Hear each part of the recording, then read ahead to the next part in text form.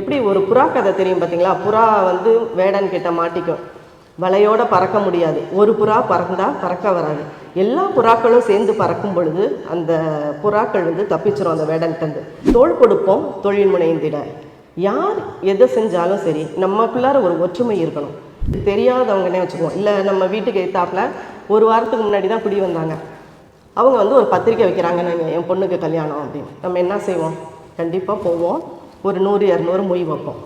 இதெல்லாம் செய்கிற நாம் பக்கத்து வீட்டில் ஏதாவது ஒரு பிஸ்னஸ் பண்ணுறாங்கன்னு வைங்களேன், கண்டுக்கவே மாட்டோம்.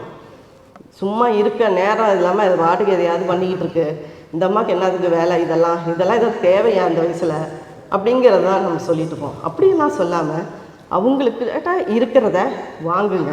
அதே மாதிரி ஒரு சாரீ பிஸ்னஸ் பண்ணுறாங்களா, நம்ம நிறைய புடவை கடைகளில் எடுப்போம். அவங்கக்கிட்ட ஒரு புடவை எடுங்க, அவங்க கனவுகளுக்கு உயிர் கொடுங்க. இப்படி நமக்குள்ளாரையே ஒரு ஒற்றுமையாக இருந்தோம்னா